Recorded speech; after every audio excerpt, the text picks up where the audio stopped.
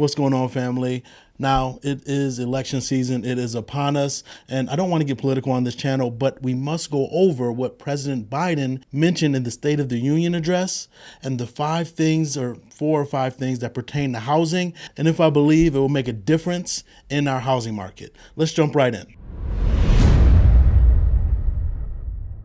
Now we're online, we're at the whitehouse.gov, and we're going over the fact sheet from the State of the Union as it pertains to the housing market and Biden's plan to lower housing costs for families across America.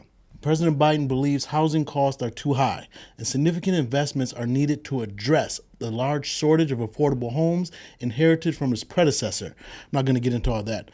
Bottom line is, yes, I totally agree that what's going on in this housing market is that there's just not enough homes. There's not enough affordable homes. Because there's not a lot of inventory, the buyer pool has shrunk, but there's still way more demand, way more buyers than there are homes. And when we look at what's available right now, the affordable home is what's lacking. Now, this can be attributed back to the Great Recession when a lot of builders went belly up, whereas we, as Americans, did not build homes as much as we should for about 8 to 10 years there because people were getting back on their feet. Well, now millennials have come of age, Gen Z has come of age to buy homes, and there's just not enough homes or affordable homes, starter homes going around. Now let's jump back into it. Scrolling down, he says lowering costs for home ownership. The first bullet point is mortgage relief credit. President Biden is calling on Congress to pass a mortgage relief credit that will provide middle-class first-time homebuyers with an annual tax credit of $5,000 a year for 2 years. This will be the equivalent of reducing the mortgage rate by 1.5 percentage points for 2 years on the median home. And that will help 3.5 middle-class families purchase their first home over the next 2 years. Real quick, do me a huge favor. I talked to the people over at YouTube and they said I'm not getting enough engagement on my videos for it to be dispersed to the masses. Hit that like button and leave a comment. You don't have to say anything spectacular. You can say, hey, I like the video. Now let's get back into it. Now this sounds good. This tax credit is something that has worked in the past, but when that was implemented, there was more inventory in the market.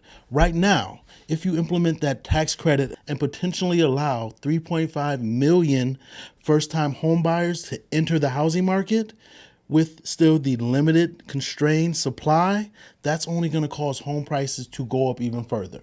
So while it is good in theory and it has worked in the past, if we don't get to the root of the problem, initiating this tax credit, $5,000 per year for the first 2 years, that would be, in my opinion, catastrophic because you're adding more buyers to an already limited supply of homes. Now let's move on. The next bullet point is the down payment assistance for first-generation homeowners. President Biden continues to call on Congress to provide up to $25,000 in down payment assistance to first-generation home buyers whose families haven't benefited from generational wealth associated with home ownership, and this proposal will estimate to help 400,000 families purchase their first home.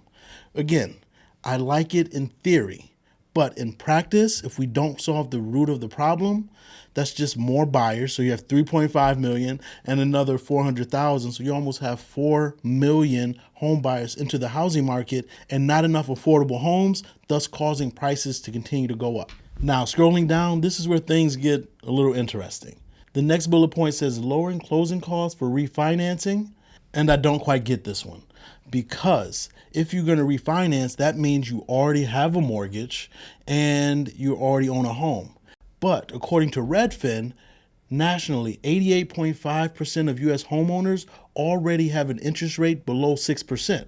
So if people refinance right now and take out some of that equity, but they'll be refinancing in a higher interest rate.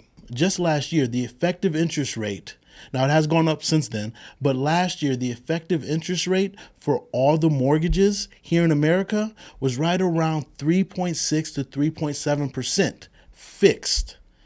And as we just saw, Redfin said that right now, just about 90% of mortgages are below 6%.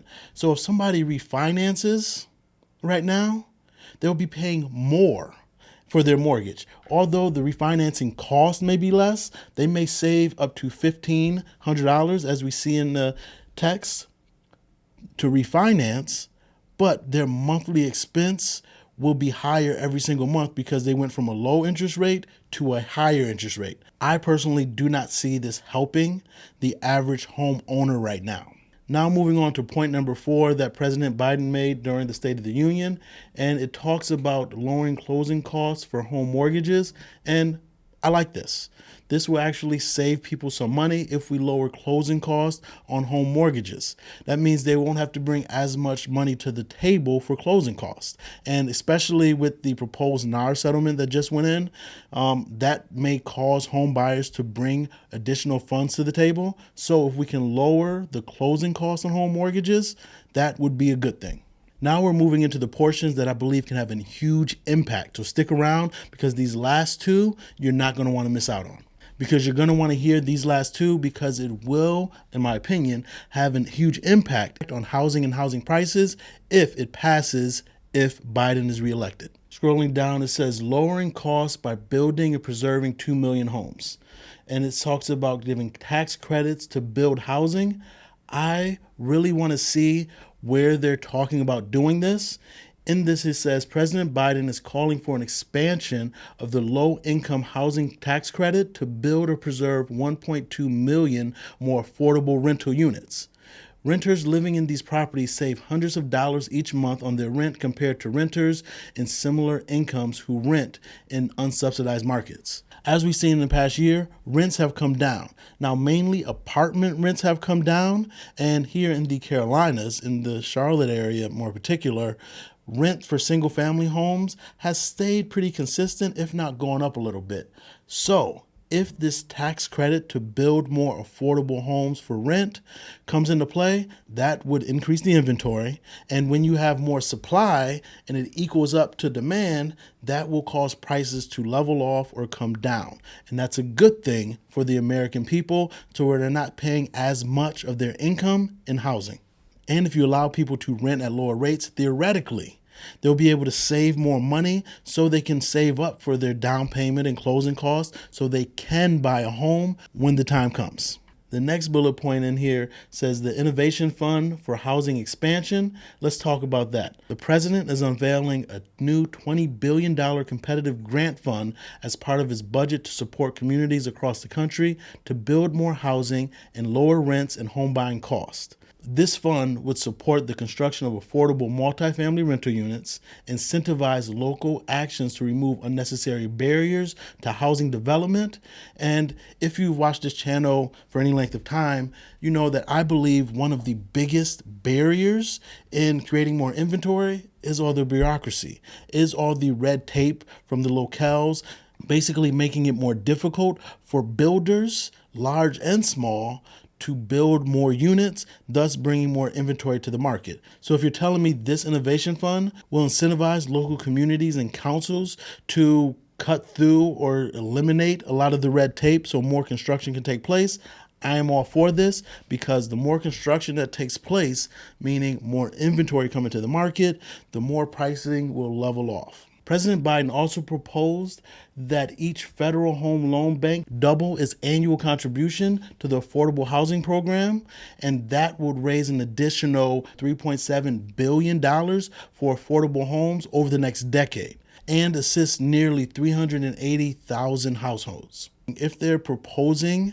ways in which they can get money to build more housing units, especially single family homes, I am all for it, because it will make a huge impact. Because if we do not get ahead of this inventory drought, we're going to be suffering as a society in unaffordable housing for at least a decade. And I'm not trying to be hyperbolic. If we look into the future, many more people are coming of age that's going to need their own home, whether to rent or to buy.